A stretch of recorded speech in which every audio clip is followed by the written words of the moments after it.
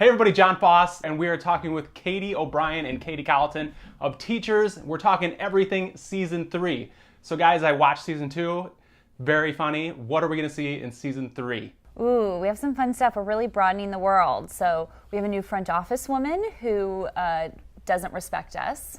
Love her, by the way. She's great. awesome. Yeah, she's awesome. You're going to see a principal, a new teacher, and see how he adjusts, kind of getting demoted, if you will. We also have a really great lice episode mapping over The Walking Dead, that the children are basically zombies. So that's really fun. So we're hunting them down with lice shampoo bottles. Yeah, and I will say, I saw the trailer for that. That is amazing. I mean, it's basically like a horror movie trailer. I'm pumped to see the show too. Is the whole show like that? a majority of the episode is. Yeah, it's really fun. Yeah, it definitely parodies The Walking Dead, and it's great. And you're also doing work here on getting the word out about selfies. You know, always. They are very dangerous. Selfies are dangerous, and they do kill. So you guys write, star, you're the executive producers of this show. First of all, who does that? And will you continue to do that type of work in the future? I mean, that seems like a huge job. I feel like we probably will continue to do it. I don't know what else we would do.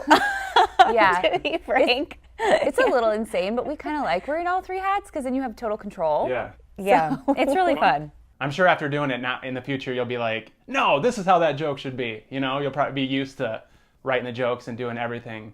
So Yeah. it'll probably be hard to change. Yeah, it's hard to be on set as just an actor because you want to constantly be like, oh, well, I think, just so you know, I would do it this way, and no one wants to hear Nobody that. cares. No one cares. Yeah. So we have So- bad habits now. Yeah. So I'm talking to 2 Katies, but for the people that don't know, there's actually 6, and you guys started because you have the improv group, the Katie Dids. What is it like when you guys get together? How do you guys communicate? I mean, that's a lot of Katies in the house. Do you each have nicknames or what? It's a lot of Katies, and at this point, we kind of know by the tone of each how you say Katie.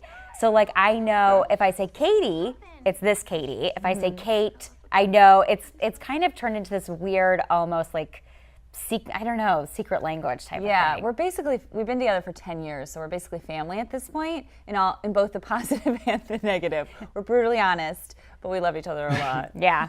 And I heard that you guys got the idea because somebody said that you guys looked like teachers. Is that right? It's the hottest we've ever been called. Yes, somebody, a really good friend of ours who's an executive producer on the show, Matt Miller, said to all of us, you know, you all kind of look like teachers, and would you ever be interested in doing a web series about teachers and teaching?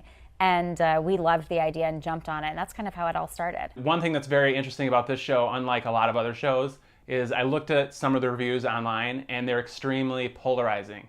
There's 1s and 2s, and there's 9s and 10s, and there's nothing in between. I think this is actually good for you guys because obviously the fans love it. There's some people that maybe just don't get the joke and are offended.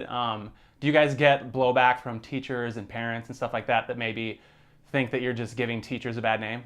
Overall, thankfully, there are some of those people who I think, you know, they think the show is an attempt to make fun of the teaching profession. But really, overall, we've been really fortunate and had a lot of teachers reach out who appreciate the show because at the end of the day, you know, we love teachers and think it's such a difficult job and are just trying to add humor to this incredibly difficult profession. And so it's really great. A lot of them will reach out and be like, oh my gosh, you guys are saying what I wish I could say, or this is what my life is like. So a lot of our fan base is actually teachers, which is awesome. Another thing that I thought of based on just the time that we're living in and kind of some recent events is a lot of the humor in your guys' show is edgy humor. And with some of the comedians that have been edgy in the past, everybody loves their humor, everybody thinks it's great, and then all of a sudden maybe they do something that the public decides is over the line. For example, Kathy Griffin or Samantha Bee recently, Roseanne Barr, that's kind of a different situation, but comedians that are known for being edgy and then all of a sudden they do something that everybody there's a huge blowback. How do you guys toe that line? And do you guys fear that ever happening to you if you push the envelope too far? Well, I think we view it as we have a responsibility with this opportunity to try to say something. And yeah, there's always a danger when you're trying to make a statement that you'll make the wrong statement.